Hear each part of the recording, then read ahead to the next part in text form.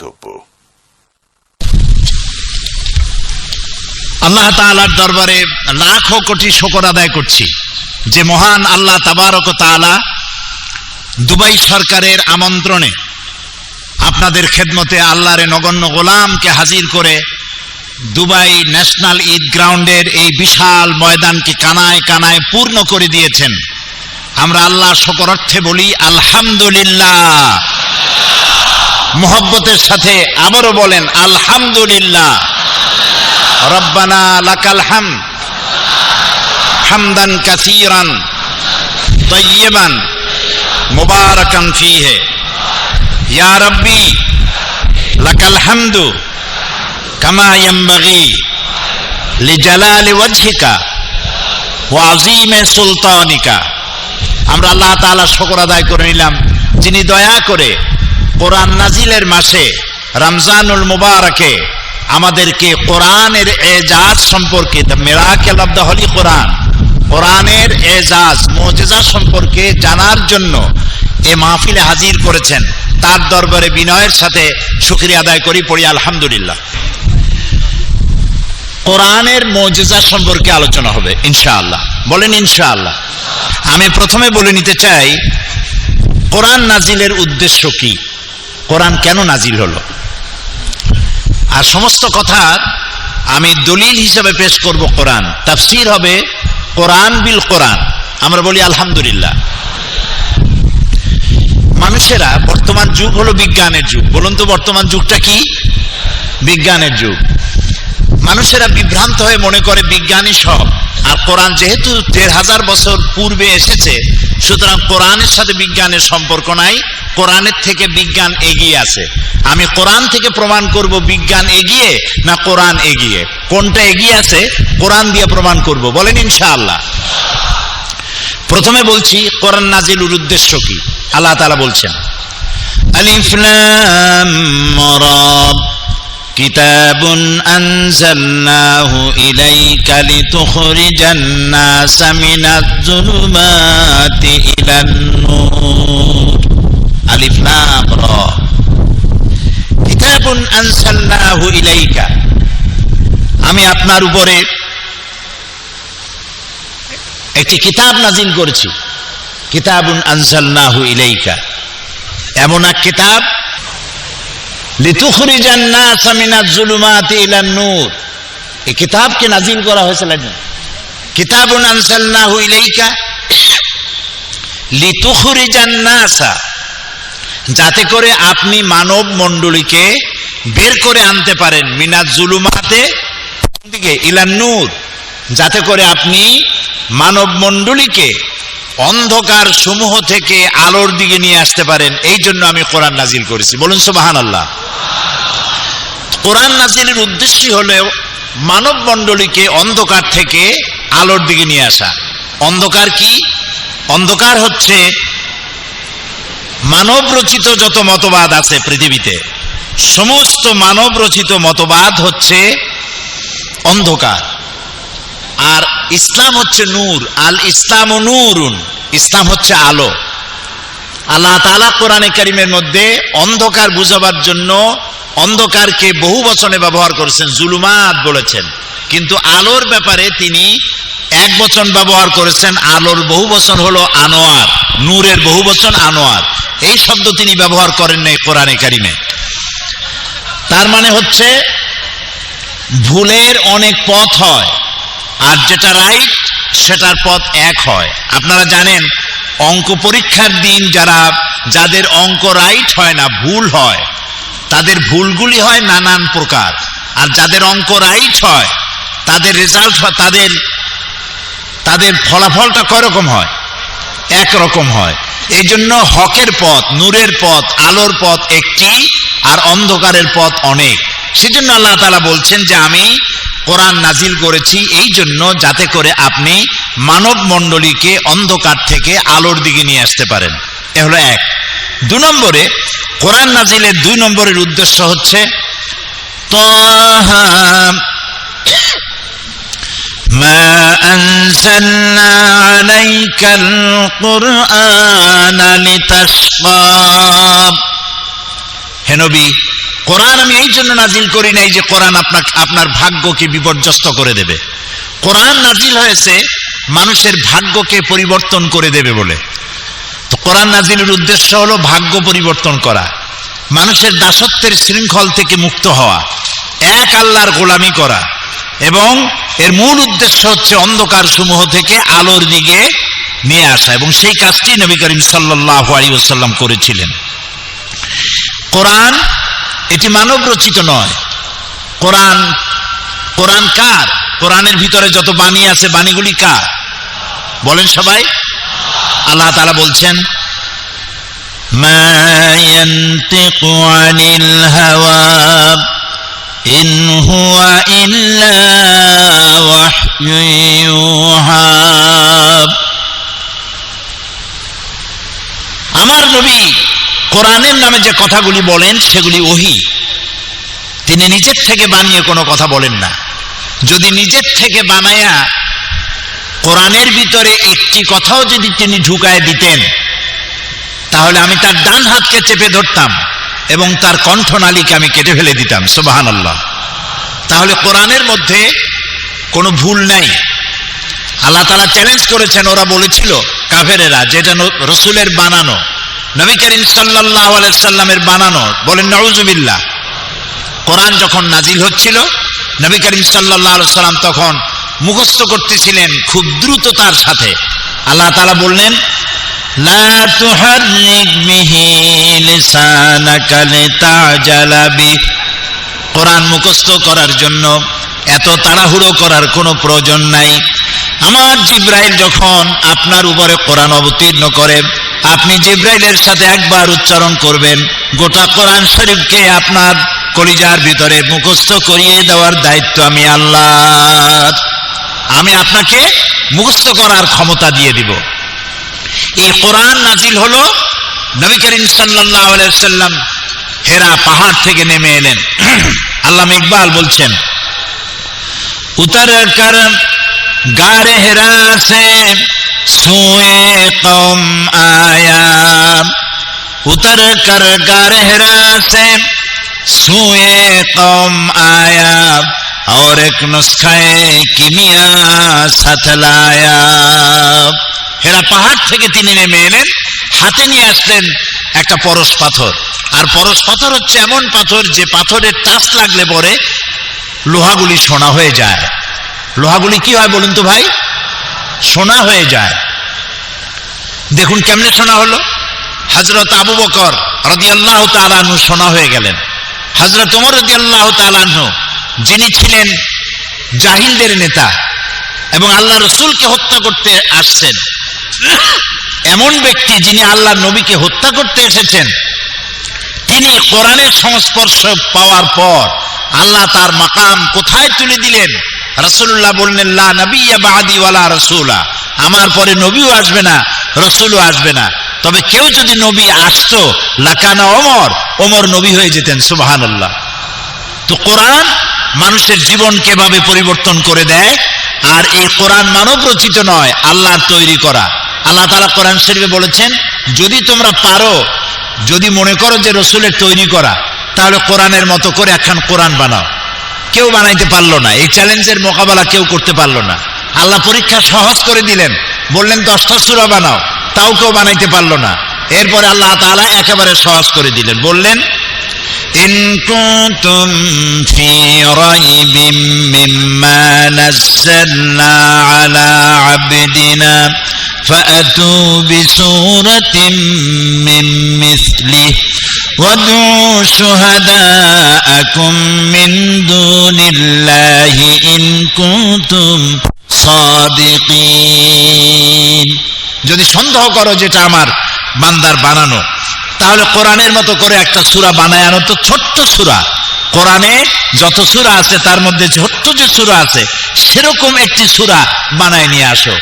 আজ পর্যন্ত কোরআনের মতো করে একটি ছোট্ট সূরাও পৃথিবীর কোনো মানুষ বানাতে পেরেছে? আপনারা জবাব দিতে পারলেন না তো। ভবিষ্যতে পারবে? পৃথিবীর কেউ আজ পর্যন্ত কোরআনের মোকাবেলা করতে পারে নাই, পারবেও না। এই কোরআনকে আল্লাহ সংরক্ষণ করেছেন। আল্লাহ যত কিতাব পাঠিয়েছেন তা 104খানা, 100খানা কিতাব, 100খানা সাহিফা, 4খানা কিতাব। এর কোনো একটিরও দায়িত্ব আল্লাহ নেন নাই যে আমি এটাকে হেফাজত করব। তিনি একখানি কিতাবের দায়িত্ব নিয়েছেন হেফাজতের। আপনারা নাম বলুন তো, সেটার নাম কি? আল্লাহ রাব্বুল আলামিন বলেন, ইন্না নাহনু নাযালনা যিকরা ওয়া ইন্না লাহু লাহাফিজুন। আল্লাহ রাব্বুল আলামিন বলেন, কোরআন নাজিল করেছি আমি, আর এর সংরক্ষণের দায়িত্ব আমি আল্লাহ রাব্বুল আলামিন গ্রহণ করেছি। সুবহানাল্লাহ, মজা করে বলতে পারলেন না? কোরআনে কারীমকে হেফাজতের দায়িত্ব কে নিয়েছেন? তাই তো কোরআনে কারীমে ভুল হওয়ার কোনো সম্ভাবনা নাই। এটাকে আল্লাহ তাআলা বলেছেন আমি হেফাজত করব। তো কেমনে হেফাজত করবেন সেটা তিনি ভালো জানেন। আমরা যেটা দেখতে পাচ্ছি হেফাজতের দায়িত্ব কিভাবে নিলেন, আমরা যেটা দেখতে পাচ্ছি সাদা চোখে, সেটা হলো পৃথিবীর কোন ধর্মগ্রন্থের হাফেজ পৃথিবীতে নাই। ইনজিল কাদের কিতাব? বাইবেল কাদের কিতাব? খ্রিস্টানদের। শত শত কোটি খ্রিস্টান পৃথিবীতে আছে, আছে না? বাইবেলের একজন হাফেজ সারা পৃথিবীতে খুঁজে পাওয়া যাবে কি? হিন্দুদের ধর্ম কিতাবের নাম কি? আছে তার কোনো হাফেজ? শিখদের ধর্ম কিতাবের নাম জিন্দাবেস্তা, আছে তার কোনো হাফেজ? ত্রিপিটকের নাই, জিন্দাবেস্তার নাই, বাইবেলের নাই, কোন কিতাবের হাফেজ পৃথিবীতে নাই।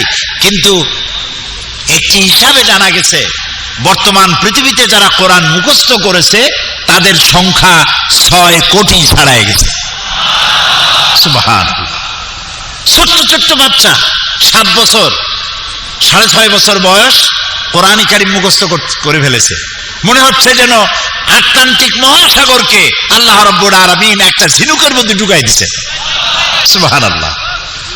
কোরআনে কারীমকে আল্লাহ তাআলা মুখস্থ করার ব্যবস্থা না করলে বহুত গলত হওয়ার সম্ভাবনা ছিল। আমাদের বন্ধুদের তো অভাব নাই, আছে না বন্ধু?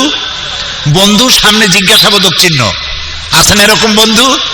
তো এরা তাদের দেশে, আমি দেশের নাম নিলাম না, তারা তাদের দেশে কোরআন সাজাইতো একরকম, বাংলাদেশে একরকম, সৌদি আরবে আর এক রকম, রাশিয়া আর এক রকম। কোরআনের পাত্তা থাকতো? এখন ভুল করার কোন উপায় আছে? কোন মসজিদের ইমাম যদি সূরা নসর পড়তে গিয়া বলে ইজা যা বসরুল্লাহ ওয়াল ফাতহু, কেমন অবস্থা হবে বলেন? পিছন থেকে লোকেরা লোকমা দিবে। লোকমা যদি না মানে, প্রত্যেকদিন যদি নসরুল্লাহ রে বসরুল্লাহ পড়ে, তো এমন ইমাম না পিটাইয়া নাস্তা করা যাবে? ইমাম ভুলটা করছে কি কন্ত? ইমাম কি ভুল করেছে? উপরের নক্তাটা নিচে নামাই দিছে। নসরুল্লাহ রে কি করছে? বসরুল্লাহ। চিন্তা করুন, হাসাবার জন্য বলি নাই। কোরআনের সূরা নয়, পারা নয়, আয়াত নয়, জের নয়, জবর নয়, একটা নক্তা ভুল করার এখতিয়ার সারা পৃথিবীর নাই। এর নাম কোরআন। ওয়া ইন্না লাহু লাহাফিজুন। কোরআনে কারীমকে আমি হেফাজত করব, এটার দায়িত্ব আমি নিয়েছি, আল্লাহ তাআলা বলছেন। সুতরাং কোরআন আল্লাহ এটাকে হেফাজত করবেন, এবং এটা বোঝা আল্লাহ সহজ করে দিয়েছেন। আমরা মনে করি কঠিন। আরে ভাই, মোটেও কঠিন না। আপনারা আরবি তো শিখে ফেলেছেন। এখানে একজন অফিসে গিয়ে অফিসারকে বলছে আনতা তো মুদির। সৌদি আরবে একজনে, আমাদের বাংলাদেশের অল্প সময় আরবি শিখে ফেলে। সৌদি আরবে গিয়া চায়ের কাপ কিনছে, কিন্তু চায়ের কাপের তলায় যে পিরিচ থাকে ওটারে কি কয় তা তো জানে না। সেই জন্য দোকানদারকে বলছে চায়ের কাপটা হাতে নিয়ে এই কাপের তলের তা ফি। তো আপনি ভাঙ্গে চুরিয়া অপারেশন করে আরবি তো কিছু শিখছেন। আপনি যদি চেষ্টা করেন আরবি বুঝতে পারবেন। আরবি সবচেয়ে সহজ ভাষা। সুবহানাল্লাহ। আল্লাহ রাব্বুল আলামিন কোরআনে কারীমের মধ্যে বলেছেন, যেহেতু আমাদের ভিতরে বহু লোক আছে যারা বলে কোরআন বোঝা সহজ না, কোরআন আলেম ওলামাদের কাজ, মিস্টার মৌলবীদের কাজ না, মারাত্মক ভুল। আল্লাহ রাব্বুল আলামিন সূরা কামারের ভিতরে কোরআন বোঝা সহজ না কঠিন 4 বার সওয়ালে মুকদ্দারের জবাব দিয়েছেন। আল্লাহ পাক বলেন, ওয়ালাকাদ ইয়াসসারনাল কুরআনা লিযিকর ফাহাল মিন মুদ্দাকির। ওয়ালাকাদ ইয়াসসারনাল কুরআনা লিযিকর, অবশ্যই আমি কোরআনে কারীমকে বোঝার জন্য, মুখস্থ করার জন্য আমি সহজ করে দিয়েছি। আল্লাহ বলছেন সহজ, আমরা কই কঠিন। এরকম উল্টা কথা কি বলা উচিত? আল্লাহ তাআলা কোরআন বোঝাকে এবং মুখস্থ করাকে সহজ করে দিয়েছেন। কোরআন এক চিরন্তন মুজিজা, সুবহানাল্লাহ বলেন। চিরন্তন মুজিজা। পৃথিবীতে যত নবী আল্লাহ পাঠিয়েছেন সমস্ত নবীদেরকে তিনটে জিনিস দিয়েছেন, কম বেশি সকলকে দিয়েছেন। এক নম্বরে ওহী। কয়টা জিনিস দিয়েছেন? তিনটা। একটা হলো ওহী, ওহী ছাড়া নবী হওয়া যায় না। দুই নম্বরে হোসনে খুলক। নবী চেনার উপায় কি? নবীর চেহারার উপরে লেখা থাকে না ইনি নবী। কোন ফেরেশতারা এসে বলে যায় না যে আল্লাহর পক্ষ থেকে এই নবী দিয়ে গেলাম, ফাত্তাবিউহু, তোমরা এনার অনুসরণ করো। এভাবে ফেরেশতাও আসে না। নবী চেনা যায় তার চরিত্র দিয়া। নবী চেনা যায় কি দিয়া বলেন? চরিত্র দিয়ে। নবীদের দেওয়া হয় উন্নত মানের চরিত্র। আর তিন নম্বরে নবীদেরকে দেওয়া হয় মুজিজা। কি দেওয়া হয়? মুজিজা। মুজিজা কি জিনিস? মুজিজা হচ্ছে যে যুগে যে জিনিসের প্রভাব থাকে সেই জিনিসকে দুর্বল করে দেওয়ার মতো শক্তি আল্লাহ নবীদেরকে দান করেন। যেমন মুসা আলাইহিস সালামের জামানায় জাদুর প্রভাব ছিল। মুসা আলাইহিস সালামকে আল্লাহ একটা লাঠি দিয়ে দিলেন। লাঠি ছিল তার হাতে। আল্লাহ জিজ্ঞেস করলেন, ওমা তিলকা বিয়ামিনিকা ইয়া মুসা, মুসা তোমার ডান হাতে ওটা কি? উনি বললেন, হিয়া আসায়া আতাওয়াক্কাউ আলাইহা ওয়া আহুসসু বিহা ওয়া আলা, এরপর কি, ওয়ালিয়া ফিহা মাআরিবু উখরা। এখন আল্লাহ জিজ্ঞেস করলেন হাতে কি? এটা একটা লাঠি বললেই তো হয়, এত কথা বলা লাগে কোন কামে? উনি জবাব দিলেন তো অনেকগুলা। আল্লাহ প্রশ্ন করেছেন কয়টা? একটা। হাতে কি? ডান হাতে বললেই হয় লাঠি। উনি বললেন এটা লাঠি, এটার উপর ভর করে দাঁড়াই, এর উপরে ছাগল ভেড়া তাড়াই, এই দিয়ে আমি গাছের পাতা বাড়িয়ে ছাগল ভেড়ার খাওয়াই, ওয়ালিয়া ফিহা মাআরিবু উখরা, আরো অনেক কাম করি।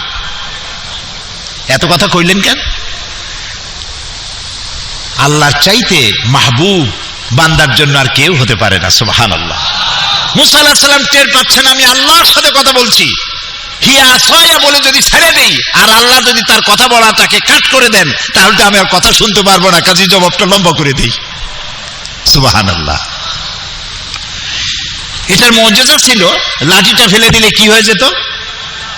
কি হতো? সাপ হয়ে যেত। হযরত মুসা আলাইহিস সালাম ইন্তেকাল করলেন, লাঠি তিনি কবরে নিয়ে যান নাই। লাঠি জমিনে বেঁচে ছিল, কিন্তু তার উম্মতেরা এই লাঠিকে আর এক মুহূর্তের জন্য তারা সাপ বানাইতে পারে নাই। দাউদ আলাইহিস সালামের মুজিজা ছিল লোহা দিয়ে অস্ত্র তৈরি করতেন। অনেকে বলে যে তিনি কর্মকার ছিলেন, খোন্তা শাবল বানাইতো। তো খোন্তা শাবল যদি বানাইতো তো নবীও চালাইতো কেমনে? কোদাল, খোন্তা, শাবল এগুলি বানাবার দরকারটা কি? তার হাতে লোহা পড়লে লোহা আগুন দিয়ে জ্বালানো লাগতো না, লোহা ধরে চাপ দিতেন, পানি হয়ে গলে যেত। এটা ছিল তার মুজিজা। তিনি ইন্তেকাল করার পরে এই মুজিজা কেউ ব্যবহার করতে পারে নাই। ঈসা আলাইহিস সালামের মুজিজা ছিল এক মুষ্টি মাটি ধরে ফু দিতেন, বাদুর হয়ে পাখি হয়ে উড়ে যেত। বানায় বললাম না, কোরআন শরীফ আছে, আছে না? জন্মন্ধের চোখের উপরে হাত লাগাই দিতেন, চোখ ভালো হয়ে যেত। সুবহানাল্লাহ বলতে ইচ্ছা করে না? ঈসা আলাইহিস সালাম মরেন নাই। ঈসা আলাইহিস সালামকে আল্লাহ তাআলা উঠাই নিয়েছেন, কিন্তু তার মুজিজা ওখানেই শেষ। পৃথিবীর শত কোটি খ্রিস্টান বেঁচে আছে, এই মুজিজা কেউ কামে লাগাইতে পারে নাই। কোন জন্মন্ধের চোখে যদি হাত দিয়ে ঘষা দেয়, যাও চোখ থাকবে তাও নষ্ট হয়ে যাবে, ভালো বানাইতে পারবেন। একমাত্র নবী, দুনিয়ার সমস্ত নবীদের ইন্তেকাল হয়েছে, মুজিজাও শেষ হয়ে গেছে তার কার্যকারিতার। একমাত্র নবী মুহাম্মাদুর রাসূলুল্লাহ সাল্লাল্লাহু আলাইহি ওয়াসাল্লাম, জীবনে হাজার হাজার মুজিজা তার ঘটেছে। তার জীবনের সবচাইতে বড় মুজিজা কোরআনে কারীম।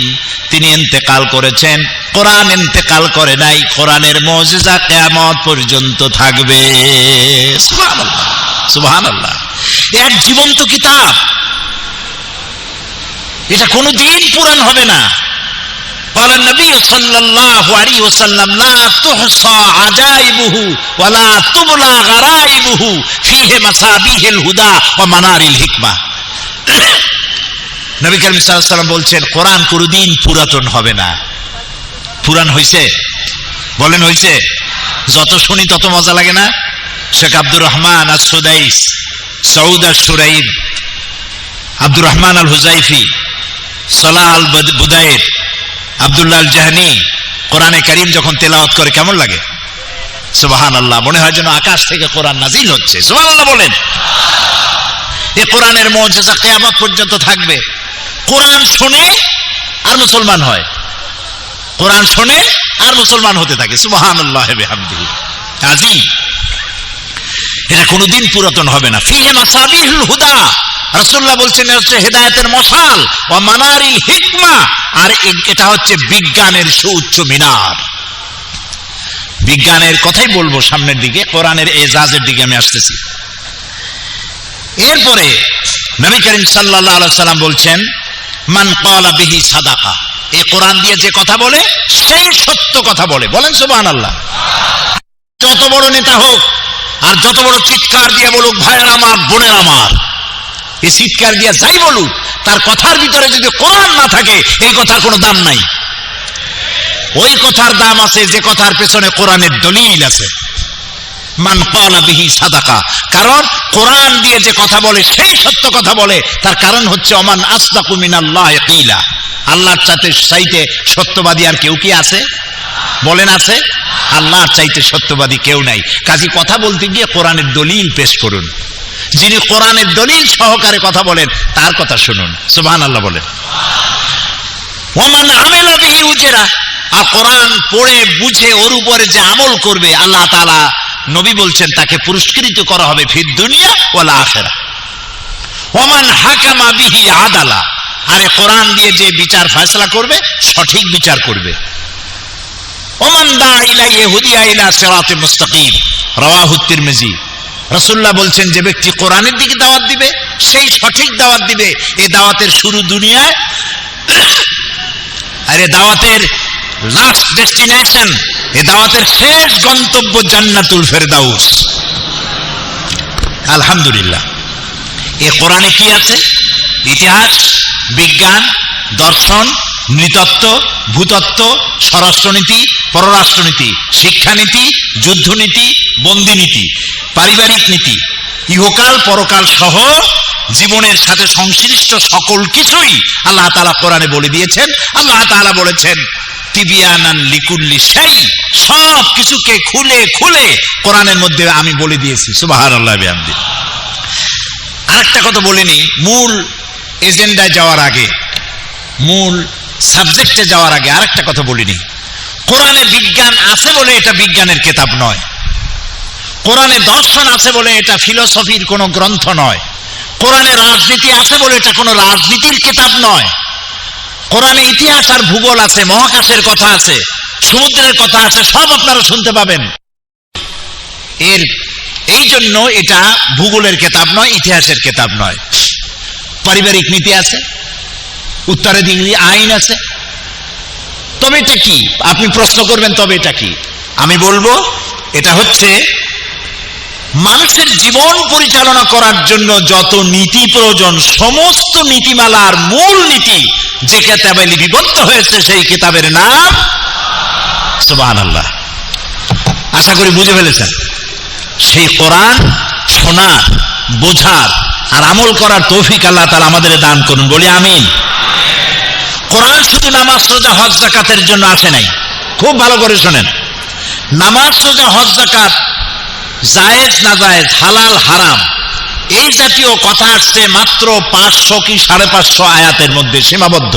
আর কোরআনের মোট আয়াত সংখ্যা হলো 6000-এর উপরে। 6666 বলা হয়, আসলে এটা ঠিক না, কম বেশি আছে। তো তাহলে এর মধ্যে 550 আয়াত যদি হয় বৈধ আর অবৈধ, তাহলে বাকি হাজার হাজার আয়াতগুলি কি তা বোঝার জন্য আমাদের মধ্যে কিউরিসিটি থাকা উচিত ছিল। যে কিউরিসিটি আমাদের মধ্যে নাই বলে আজ আমরা দুনিয়ার মধ্যে অধঃপাতিত হয়েছি। কথা কি বুঝে আসছে? কথা কি বুঝতে পারতেছি?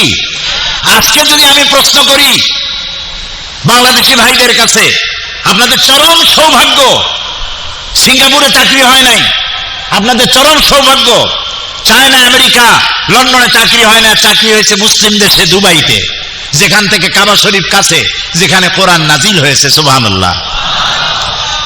সময়টা কাজে লাগান, কোরআনকে বুঝতে চেষ্টা করুন।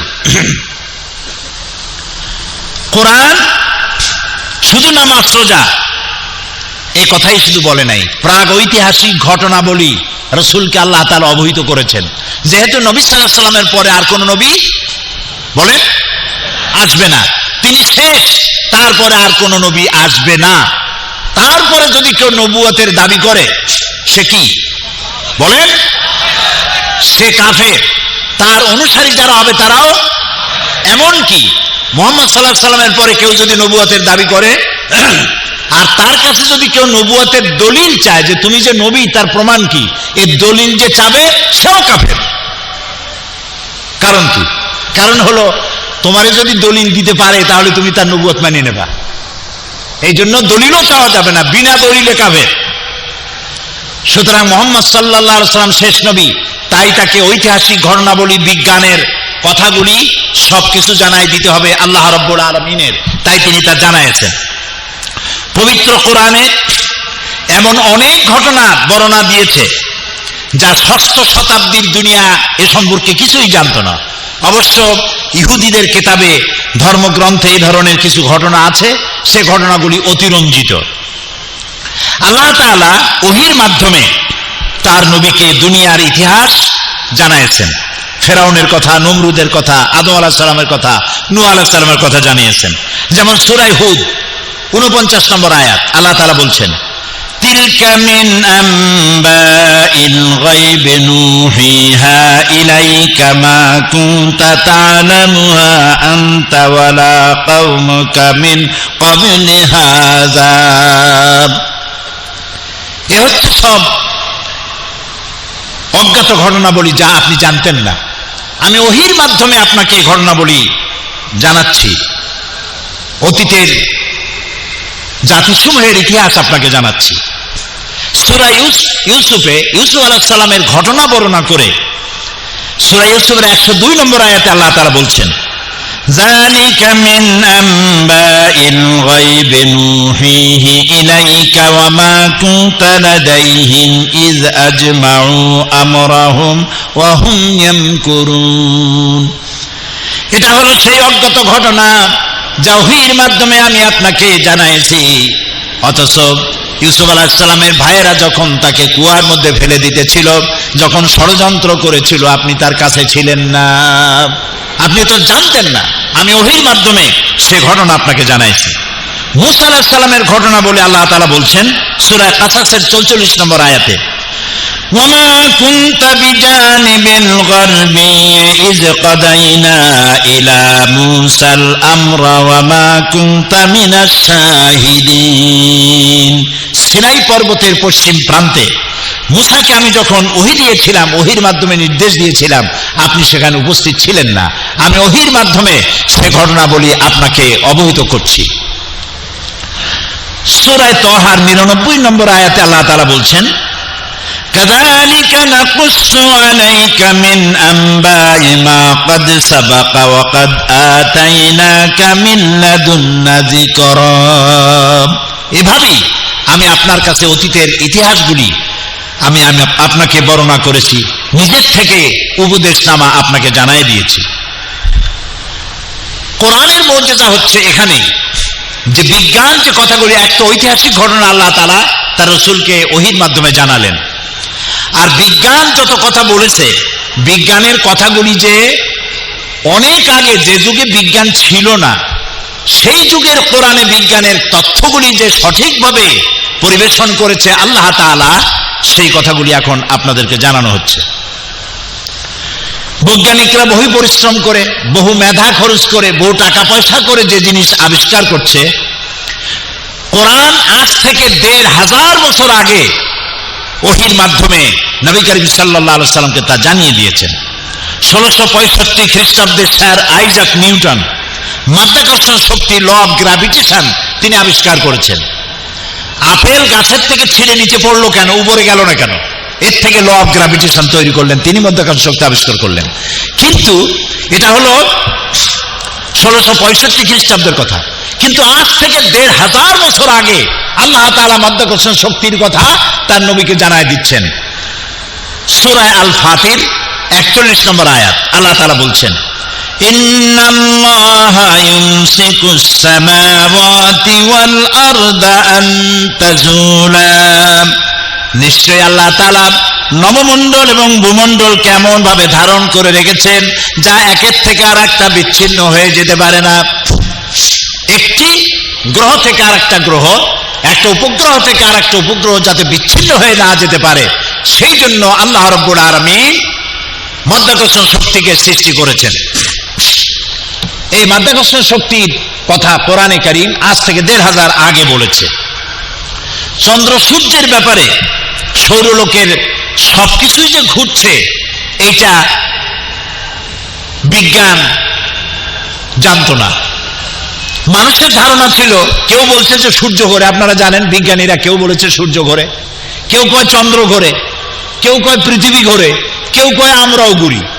এখন আসলে কে ঘোরে, চন্দ্র ঘোরে না সূর্য ঘোরে, এ কথা কে বলে দিতে পারবে বলেন তো দেখি? আল্লাহ রাব্বুল আলামিন সূরা ইয়াসিন আল্লাহ তাআলা বলছেন, লাশ-শামসু ইয়ানবাগি লাহা আন তুদরিকাল কমারা ওয়ালাল লাইলু সাবিকুন নাহার ওয়া কুল্লুন ফি ফালাকিন ইয়াসবাহুন।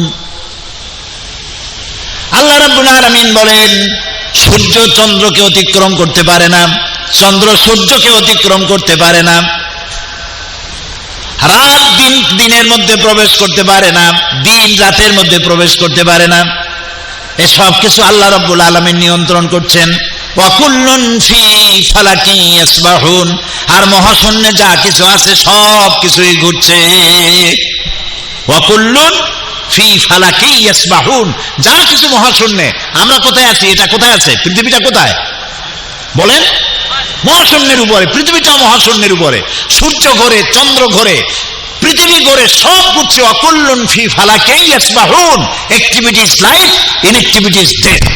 যতদিন পর্যন্ত এই ঘূর্ণায়মান চক্রের আবর্তন চলতে থাকবে ততদিন পৃথিবী থাকবে, আর যখন এই অ্যাক্টিভিটিস বন্ধ হয়ে যাবে তখন প্রচন্ড এক আঘাতে লণ্ডভণ্ড হয়ে গিয়ে পৃথিবীতে কিয়ামত অনুষ্ঠিত হয়ে যাবে। কাজে এই কথা আজকে পৃথিবীর বিজ্ঞানীরা বলছে, কিন্তু 1400 বছর আগে আল্লাহ রাব্বুল আলামিন একথা তার নবীর মাধ্যমে জানিয়ে দিয়েছেন। বিজ্ঞান বলছে, দ্য ইউনিভার্স অ্যান্ড আইনস্টাইন গ্রন্থে বলা হয়েছে, সূর্য ধীরে ধীরে নিশ্চিত তার আলো হারিয়ে ফেলবে এবং তারকাদের অনেকেই এখন পোড়া কয়লার মতো, তারকাগুলি পোড়া কয়লার মতো, আর সূর্য তার আলো হারিয়ে ফেলবে। এ কথা বলতেছে বিজ্ঞান। এখন ধরেন এখন থেকে কয়েক বছর আগে বা 100 বছর আগে বলতেছে। যেই যুগে বিজ্ঞানের কিছু নাই, সেই যুগে আল্লাহ তাআলা তার নবীর কাছে কোরআন পাঠায় দিয়া সূর্যে যে আলো থাকবে না এই কথা 1500 বছর আগে রাসূলুল্লাহকে জানায় দেওয়া হয়েছে। সুবহানাল্লাহ বলেন। আল্লাহ তাআলা বলেন সূরা কিয়ামার 6 থেকে 9 নম্বর আয়াতে আল্লাহ তাআলা বলছেন, ইয়াসআলু আইয়ানা ইয়াউমুল কিয়ামা ফাইযা বারিকাল বাসার ওয়া খাসাফাল কামার ওয়া জুমিআশ শামসু ওয়াল কামার। এরা রাসূলের কাছে জিজ্ঞেস করে যে কিয়ামত কবে হবে, আপনি বলে দিন। কিয়ামত হবে যেদিন দৃষ্টিশক্তি ঝলসে যাবে মানুষের, চন্দ্র এবং সূর্য তার আলো হারিয়ে ফেলবে। সুবহানাল্লাহ।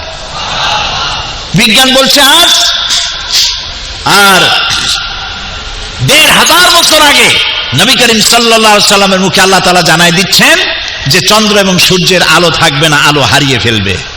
সূরা আত-তাকবীরের 1 থেকে 3 নম্বর আয়াতে আল্লাহ বলছেন, ইযাশ শামসু কুওয়িরাত ওয়া ইযান নুজুমু কাদারাত ওয়া ইযাল জিবালু সুজ্জিরাত। যেদিন সূর্যে কোনো আলো থাকবে না, নক্ষত্রগুলি স্থানচ্যুত হবে আর পাহাড়গুলো সরে যাবে, পাহাড়গুলো তার জায়গায় থাকবে না। চন্দ্র আলো হারিয়ে ফেলবে, সূর্যে আলো থাকবে না, তারকাগুলি বিক্ষিপ্ত হয়ে যাবে। 1500 বছর আগে আল্লাহ তাআলা এই কথাগুলি জানিয়ে দিয়েছেন। বিজ্ঞানীদের মতে প্রকৃতির সমস্ত প্রক্রিয়া একদিন স্তব্ধ হয়ে যাবে, কিছু থাকবে না। বিজ্ঞানীরা বলছে এই প্রকৃতি একদিন স্তব্ধ হয়ে যাবে, কিছুই থাকবে না। এই কথা বিজ্ঞান অনুভব করছে আজ, কিন্তু 1500 বছর আগে সূরা আর রহমানে আল্লাহ তাআলা বলছেন, কুল্লু মান আলাইহা عليها فان ويبقى وجه ربك ذو الجلال والإكرام। বিশ্বে যা কিছু আছে সবই ধ্বংসশীল, কিচ্ছু থাকবে না, একমাত্র থাকবেন প্রতিপালক, অবশ্যই থাকবেন যিনি মহিয়ান গরিয়ান, আল্লাহ ছাড়া কিছুই থাকবে না, সব ধ্বংস হয়ে যাবে। প্রিয় ভাই সব, এ ধরনের বহু কিছু বিজ্ঞান পরে বলেছে, কোরআন বলেছে সবকিছু আগে। সেজন্য আমি বলি কোরআন বিজ্ঞান যত বেশি আবিষ্কার করবে কোরআন বোঝা তত সহজ হবে। সুবহানাল্লাহ বলে। দেখুন উদ্ভিদ বিজ্ঞান, বর্তমান বিজ্ঞানীরা উদ্ভিদ সম্পর্কে গবেষণা চালিয়ে এই সিদ্ধান্তে উপনীত হয়েছে যে প্রকৃতির মধ্যে মানুষ সহ সকল প্রাণীগুলোর জন্য উদ্ভিদ অর্থাৎ গাছপালা হলো মানুষের সবথেকে সেরা বন্ধু। কেননা উদ্ভিদ আমাদেরকে খাদ্যই যোগায় না, বরং বিষাক্ত গ্যাস কার্বন ডাই অক্সাইডকে শুষে নিয়ে আমাদেরকে অক্সিজেন সাপ্লাই করে। কে সাপ্লাই করে? কে করে? গাছ। এই কথা বিজ্ঞানীরা বলতেছে আজ, কিন্তু ১৫০০ বছর আগে কোন পরীক্ষা নিরীক্ষা ছাড়াই নবী করিম সাল্লাল্লাহু আলাইহি সাল্লামের মুখ থেকে আল্লাহ তাআলা বলছেন সূরা নাজিআত আয়াত নম্বর 30 থেকে 33, আল্লাহ তাআলা বলছেন ওয়াল আরদা বাদা যালিকা দাহাহা আখরাজা মিনহা মাআহা ওয়া মারআহা ওয়াল জিবালা আরসাহা মাতাআন লাকুম ওয়া লিআনআমিকুম। অথবা তিনি জমিনকে বিস্তার করে দিয়েছেন, আর এর থেকে পানি ও তরুলতা দিয়ে নির্গত করেছেন, এবং পাহাড়কেও তিনি সুপ্রতিষ্ঠিত করেছেন। আর সব গাছপালা হলো তোমাদের এবং তোমাদের জন্তু জানোয়ারের জন্য মহা নিয়ামত। সুবহানাল্লাহ বলেন। তোমাদের এবং তোমাদের জন্তু জানোয়ারদের জন্য মহা নিয়ামত। কিভাবে? আমরা বাতাস থেকে প্রতি মুহূর্তে কি নেই? অক্সিজেন গ্রহণ করি। বলেন না কি নেই? অক্সিজেন নেই। নাক দিয়ে অক্সিজেন গ্রহণ করে মুখ দিয়ে কি ছাড়ি? কার্বন ডাই অক্সাইড ছাড়ি। কার্বন ডাই অক্সাইড হলো বিষ। কার্বন ডাই অক্সাইড কি? বিষ। এখন এই কার্বন ডাই অক্সাইডকে পরিশুদ্ধ করার জন্য কোন ফ্যাক্টরি পৃথিবীতে আছে? বলেন না আছে? নাই। এখন আপনি তো মরে যাবেন, প্রাণীকুল মরে যাবে, কার্বন ডাই অক্সাইড বিষ খাইয়া সারা দুনিয়া মারা যাবে। এখন কি হবে? আল্লাহ রহমানুর রহিম, তিনি গাছ তৈরি করেছেন। গাছের পাতাগুলির রং কি? আরে ভাই তাও কথা কয় না। সবুজ। গাছের রং কি? সবুজ। সূর্যের তাপ আর গাছের এই রং সবুজ রং, এই দুটিতে এক প্রকারের রন্ধন প্রক্রিয়া হয়। এই রন্ধন প্রক্রিয়ার মাধ্যমে গোটা পৃথিবীর সৃষ্টি জগৎ যত শ্বাস আর প্রশ্বাস করে যত কার্বন ডাই অক্সাইড ছেড়ে দেয়, গাছ সেটা খাদ্য হিসেবে গ্রহণ করে নিজের মধ্যে অবজার্ভ করে আবার এটাকে অক্সিজেন করে প্রাণী জগতের জন্য ছেড়ে দেয়।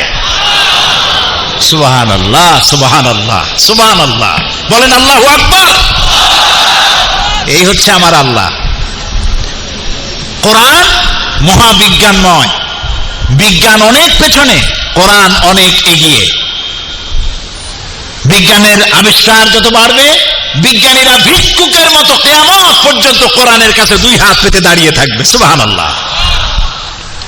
এবার দেখুন পানি। কি দেখবেন? বলেন। পানি এবং তার পানির সৃজন এবং তার বন্টন ব্যবস্থা। জীবনের জন্য কি দরকার? পানির এক নাম কি? জীবন। এই পানি যদি দুবাই শহরে 10 ফিট উঁচু হয়ে আসে তাহলে পানির নাম হবে কি? মরণ। জীবন আর মরণ পাশাপাশি। তবে এখানে পানি ওঠার সম্ভাবনা কোন? আমাদের দেশে ওঠার সম্ভাবনা। বাংলাদেশের জন্য দোয়া হবে এই মাহফিলের পরে। দোয়া করবেন না? মহব্বত হয় বাংলাদেশের জন্য? ভালোবাসা লাগে? আহারে আহারে দেশ।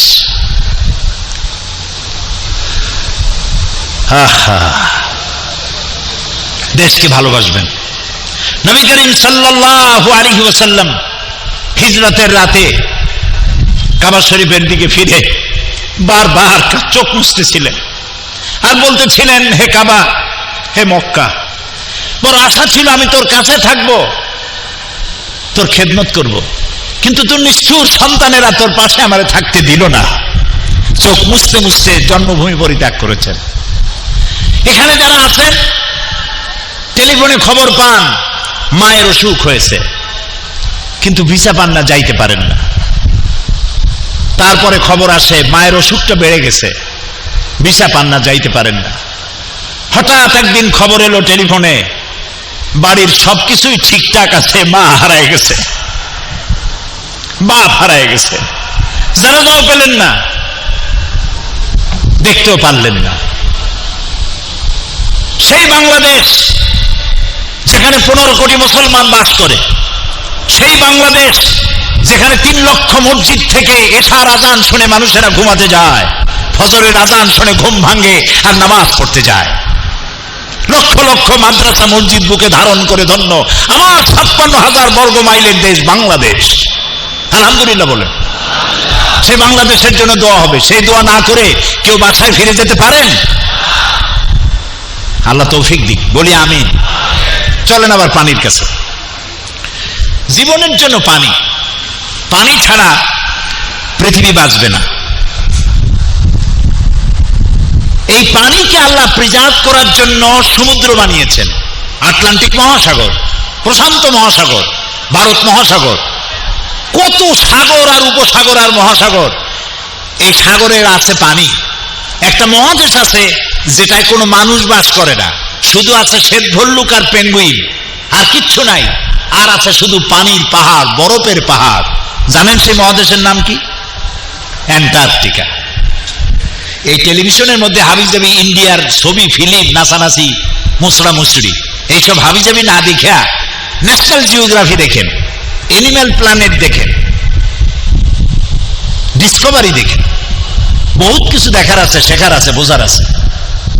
তো পানি সমুদ্র বোঝায়, আবার পানির পাহাড় তৈরি করে আল্লাহ তাআলা রেখেছেন, যেহেতু পানি ছাড়া পৃথিবী বাঁচবে না। সুবহানাল্লাহ। সেই পানি শুধু জমা থাকলে হবে না, ওই পানি আবার পৌঁছে দিতে হবে সব জায়গায়। এই জন্য দেখছেন আমাদের দেশের খালগুলি সোজা না, খাল বাঁকা, নদীও কথা কয় না, বাঁকা বাঁকা নদী। আমাদের ছোট নদী চলে বাঁকে বাঁকে। কি মাসে পানি থাকে? হ্যাঁ, মনে আছে, বৈশাখ মাসে তার জল না থেকে পানি থাকুক। এই যে নদীগুলি বাঁকা, খালগুলি বাঁকা, এগুলো কাটছে কেডা? আর 2-1টা খাল 2-5-10 বা 1000 খাল না হয় জিয়াউর রহমান কাটছে, তাও বানানো খালরে কাটছে। বাকি সমস্ত খাল আর নদী আর সমুদ্র কার কাটা? চিল্লায় বলেন আল্লাহ রাব্বুল আলামিনের। বাঁকা বাঁকা করছে কেন? যাতে করে সমস্ত জমিন এর থেকে পানি সোজা যদি যায় তাহলে দূরের জমিন তো এই পানি পাবে না। বাঁকা বাঁকা হয়ে গেছে যাতে করে সমস্ত জমিন এর থেকে পানি টেনে নিতে পারে। সুবহানাল্লাহ। এরপরে এ পানি তো হবে না, এরপরে করুণাময় রহমানুর রহিম গফুরুর রহিম তিনি দেখতে পাচ্ছেন কোথায় মরুভূমিতে শুষ্ক বালুকণা, পানি পাচ্ছে না, হাহাকার। সেই জায়গা পর্যন্ত পানি পৌঁছে দেওয়ার ব্যবস্থা নিয়েছেন আমার আল্লাহ রাব্বুল আলামিন। আল্লাহ তাআলা বলছেন, আল্লাহুল্লাযী আরসালার রিয়াহা ফাতুসিরু সাহাবা ফাসুকনাহু ইলা বালাদিন মাইয়িতিন ফাআহইয়ানা বিহিল আরদা বা'দা মাউতিহা কাযালিকান নুশুর। আল্লাহুল্লাযী আরসালার রিয়াহা। আল্লাহ তাআলা বাতাসকে হুকুম করেন, বাতাস মেঘমালাকে টেনে নিয়ে যা। বাতাসকে হুকুম করেন মেঘমালা টেনে নিয়ে যা। কোথায়? অমুক দেশের আকাশে নিয়ে যা।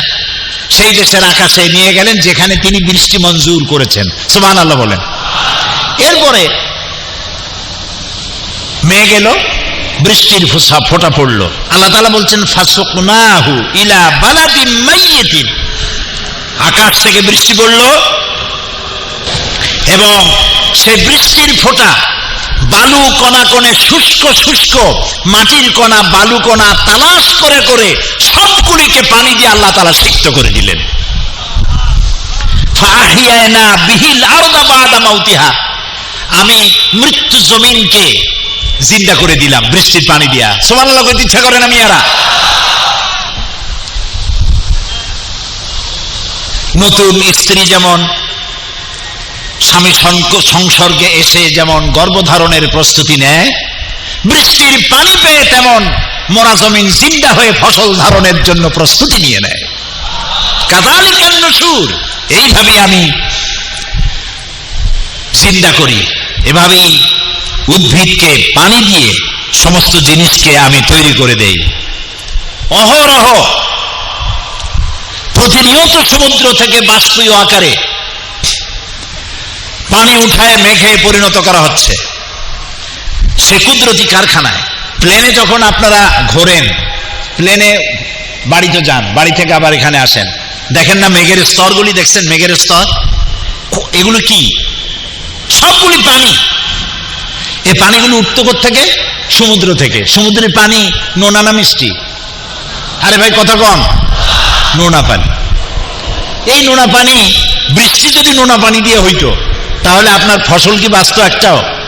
শুকর আদায় করবেন না? আল্লাহ রাব্বুল আলামিন বলেন, আফারাইতুমুল মাআল্লাযী তাশরাবুন আআনতুম আনজালতুমুহু মিনাল মুজনি আম নাহনুল মুনজিলুন। তোমরা যে পানি পান করো, বৃষ্টির পানি, এই পানি কে নাজিল করেছে? তুমি নাজিল করেছো না আমি করেছি? কে করেছেন? আল্লাহ তাআলা। আল্লাহ রাব্বুল আলামিন বলেন, লাউ নাশাউ জাআলনাহু উজাজান ফালাউলা তাশকুরুন। এই পানি যদি আমি লবণাক্ত করে নাজিল করতাম তাহলে তোমরা কি করতে? আমি মিষ্টি করে নাজিল করেছি, তোমরা কি শুকর আদায় করবে না? বলুন আলহামদুলিল্লাহ। আল্লাহ তাআলা পানি দিয়ে সমস্ত সৃষ্টি জগৎকে ঠান্ডা করে দিয়েছেন। পানি সম্পর্কে বিজ্ঞানীরা বলছেন পৃথিবীর ৭৫% হচ্ছে পানি, আর জীব দেহের ৬০% হচ্ছে পানি। উদ্ভিদে এবং তার দেহে বিপুল অংশ রয়েছে পানি। পানি ছাড়া জীবন অকল্পনীয়। পানি সম্পর্কে বিজ্ঞান আজ সব কথা বলছে, সেই সব কথা কোরআন বলেছে ১৫০০ বছর আগে। এখন এই পানি যদি ফুরায় যায়, আল্লাহ রাব্বুল আলামিন বলেন, কুল আরাআইতুম